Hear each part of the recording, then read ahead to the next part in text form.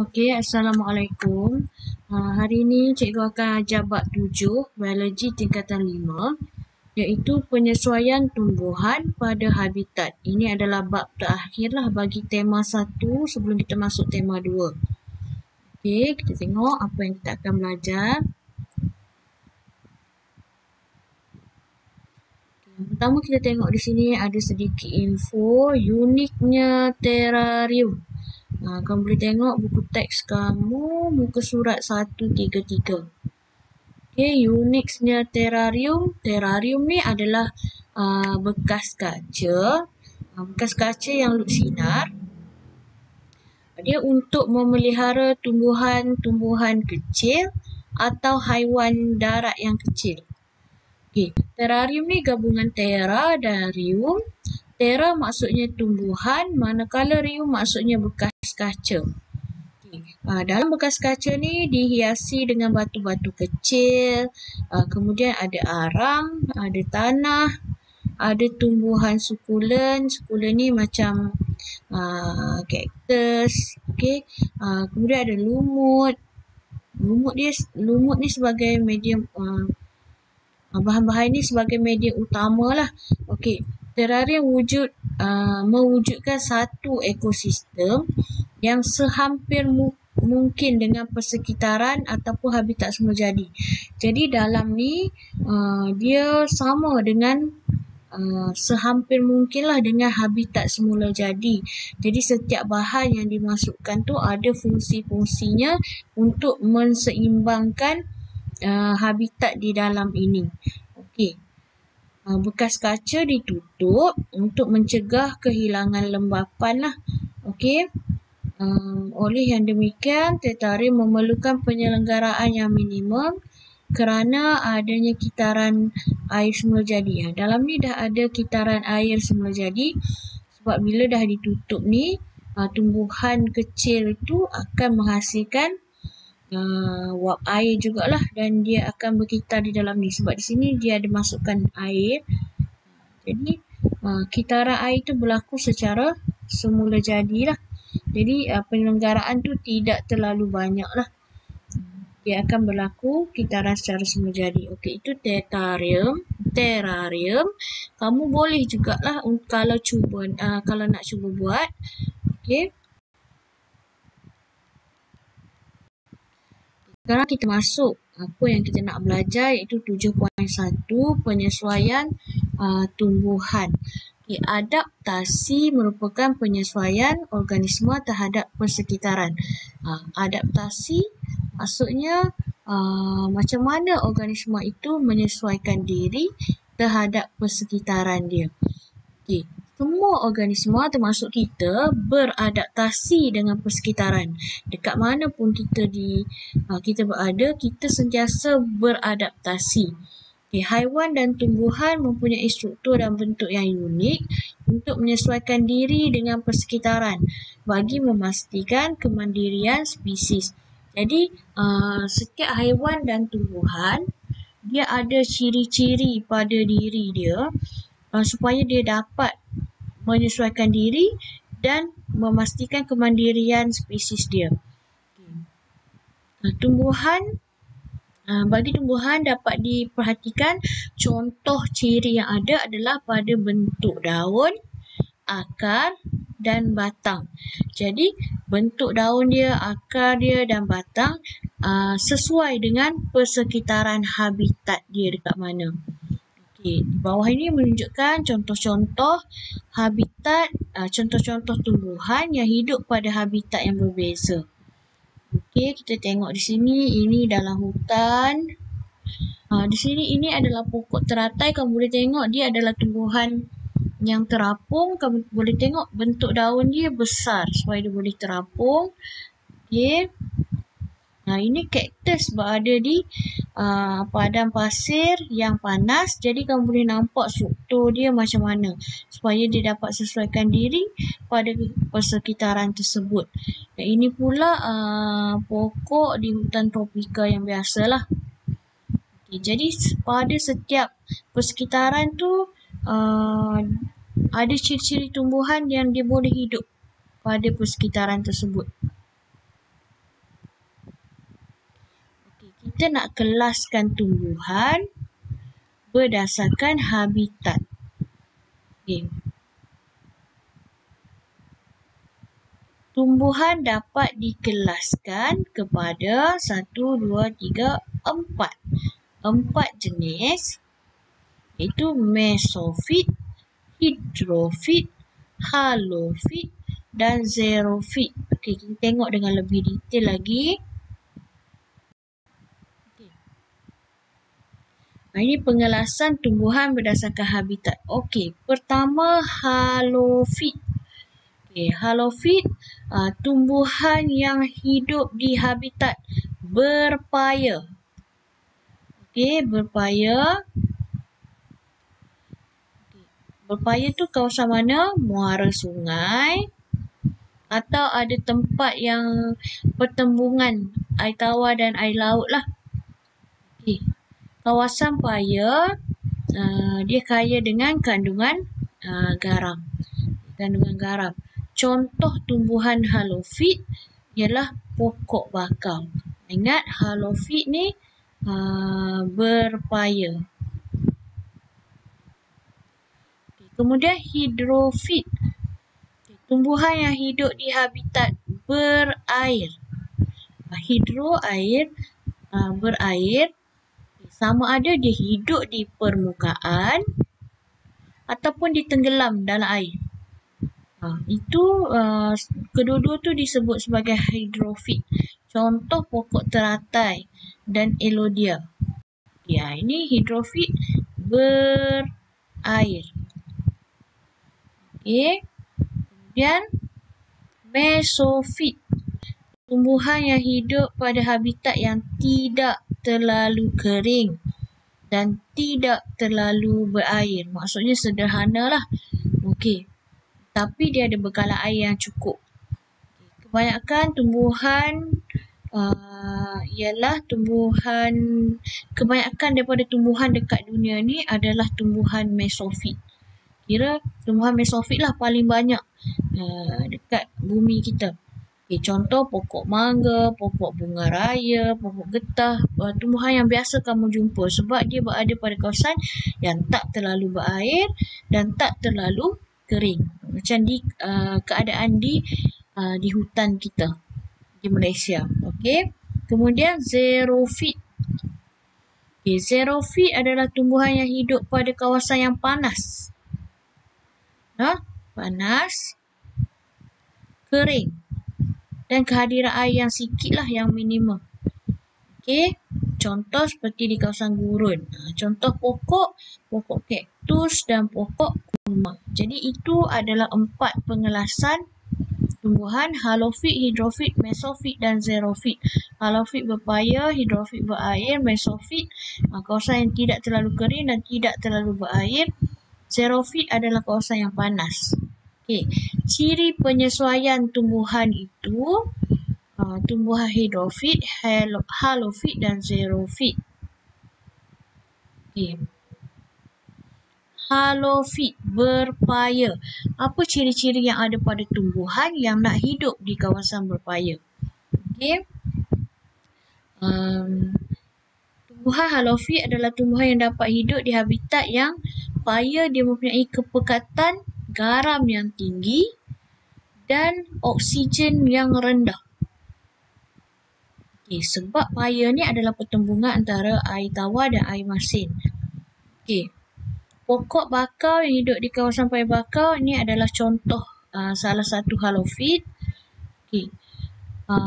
Kawasan paya bakau juga terdedah kepada keamatan cahaya yang tinggi. Panas keamatan cahaya yang tinggi, tapi tidaklah sepanas xerofit. Kawasan xerofit. Okay. Dia ada ciri-ciri penyesuaian. Bila pokok itu, tumbuhan itu hidup di kawasan berpaya, daun dia mempunyai kutika yang tebal dan stoma dia terbenam supaya dia dapat mengurangkan kadar transpirasi. Okay. Daun dia adalah daun sukulen yang dapat menyimpan air. Okay. Daun, ni bagi daun saja. Okey, daun dia juga ada struktur khas yang dikenali sebagai hidatot untuk menyingkirkan garam. Dia ada hidatot untuk menyingkirkan garam yang diserap daripada air oleh akar, kemudian naik ke daun, dan daun ada hidatot untuk menyingkirkan garam. Okay, daun yang tua dapat menyimpan garam dan gugur apabila kepekatan garam tu terlalu banyak. Jadi daun yang dah tua dia menyimpan garam yang lebih banyak, dan bila garam terlalu pekat, daun tu akan gugur. Ini ciri daun lah. Kemudian ciri akar. Akar dia bercabang luas dan wujud dalam pelbagai bentuk dan saiz. Ini akar dia bercabang luas. Bercabang luas. Kenapa dia bercabang luas? Dia memberi sokongan untuk terus hidup kerana tanah itu adalah tanah lembut dan berlumpur. Dan untuk mengelakkan pokok daripada tumbang, sebab selalunya bila duduk di kawasan berpaya ni, tiupan angin dia kuat. Jadi sebab itulah akarnya bercabang luas. Sistem akar pokok bakau juga menghasilkan ratusan akar pernafasan.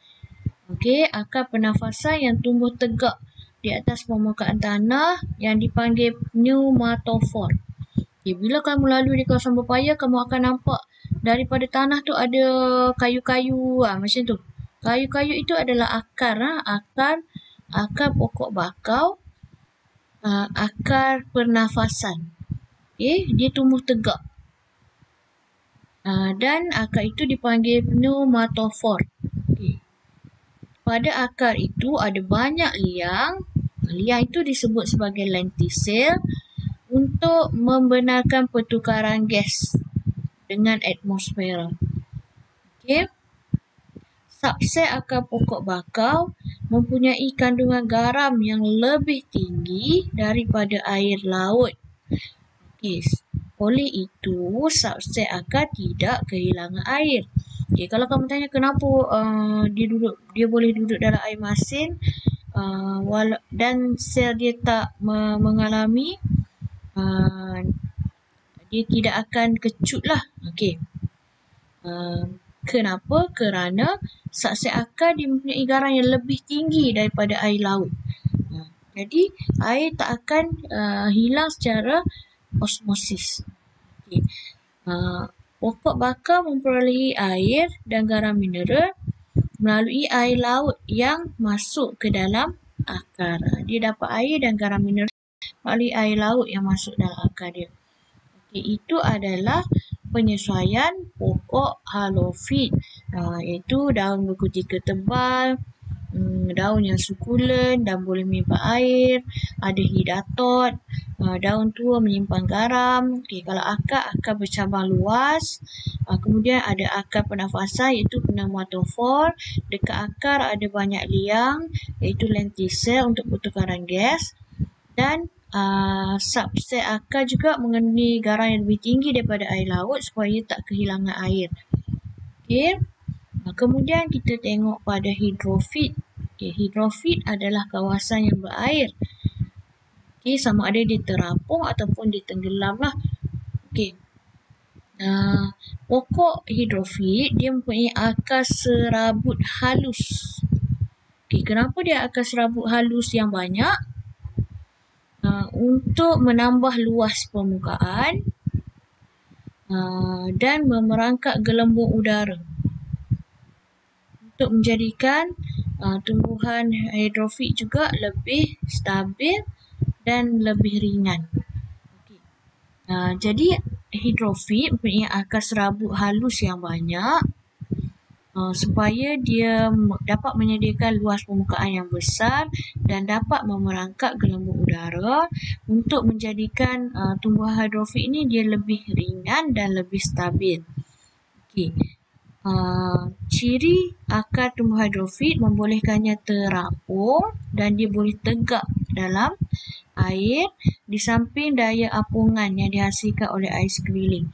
Jadi bila dia akar serabut yang banyak, dia ada luas permukaan yang besar dan boleh memerangkap gelembung udara, pokok itu akan jadi lebih ringan dan dia boleh terapung ataupun tegak di dalam air sebab dia ringan.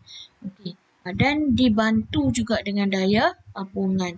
Okey, contohnya ini keladi bunting, ekornya Hydrilla dan Elodea. Okey, ini tumbuhan hidrofit lah. Keladi bunting terapung, Hydrilla tenggelam, Elodea pun tenggelam. Okey. Tengok lagi, tumbuhan terapung seperti pokok teratai, dia terapung di permukaan air dengan akar dia tidak mencecah dasar kolam.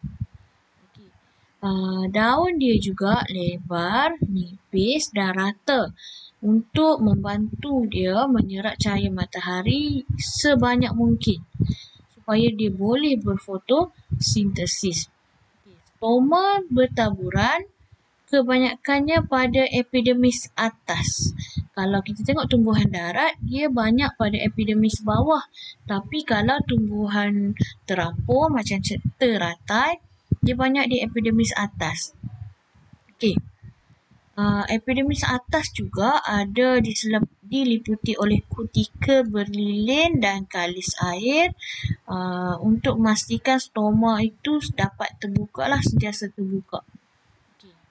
Batang tumbuhan juga terdiri daripada tisu yang ringan dan banyak ruang udara lah di antara sel yang dikenali sebagai tisu erenkima. Okay, dia ada tisu erenkima yang mempunyai banyak ruang udara. Ini contoh pada batang, dia ada lubang-lubang ruang udara. Okay. Jadi dia boleh terapung. Tumbuhan yang tenggelam pula, contoh Elodea, tumbuhan yang tumbuh dalam air sepenuhnya. Daripada akar sampai ke daun semua duduk dalam air. Tumbuhan ni dia ada daun yang nipis dan kecil. Kenapa daun yang nipis dan kecil? Untuk meningkatkan jumlah luas perisi padu supaya dapat meningkatkan kadar resapan air dan garam mineral dan juga gas terlarut secara terus masuk ke dalam tumbuhan melalui epidermis. Sebab tu dia ada banyak daun-daun kecil yang nipis supaya mudah resapan air dan garam mineral berlaku. Tumbuhan tenggelam ini tak mempunyai stoma. Dia tak ada stoma dan tak ada kutikel berlilin. Okey, batangnya yang kecil membantu tumbuhan tu tegak lah. Dan mengurangkan rintangan air. Jadi bila air tu mengalir, dia tak menyebabkan tumbuhan itu tumbang lah sebab batang pokok dia yang kecil. Okay, jadi macam mana gas masuk, dia tak ada stoma. Dia masuk melalui ni. Daun dia nipis dan melalui kaedah resapan air dan garam mineral serta gas terlarut dalam air itu masuk secara terus melalui epidermis. Tak perlu masuk melalui stoma. Tumbuhan xerofit. Tumbuhan xerofit dia berbeza dengan hidrofit. Hidrofit tadi dalam kawasan berair. Xerofit pula kawasan yang panas dan mempunyai taburan hujan yang sedikit. Tumbuhan xerofit mampu mengatasi masalah kekeringan yang melampau kerana kebolehan dia beradaptasi. Akar xerofit. Akar xerofit dia tumbuh secara meluas dan dapat menembusi jauh ke dalam tanah untuk menyerap air dan garam mineral. Akar dia adalah boleh tumbuh meluas. Maksudnya boleh jauh lah sampai ke dalam tanah untuk mencari air. Air yang diserap disimpan di dalam akar, batang dan daun. Selain tu batang contohnya pokok kaktus menjalankan proses fotosintesis. Dia bukan daunnya, bukan daun, batang dia pun menjalani proses fotosintesis. Kaktus ada daun yang kecil dan kutikel tebal berlilin di batang serta daun. Ada juga kaktus yang daun dia diubah suai menjadi duri. Ada kaktus ada banyak jenis lah. Okey. Jadi ciri-ciri ini dapat mengurangkan luas permukaan.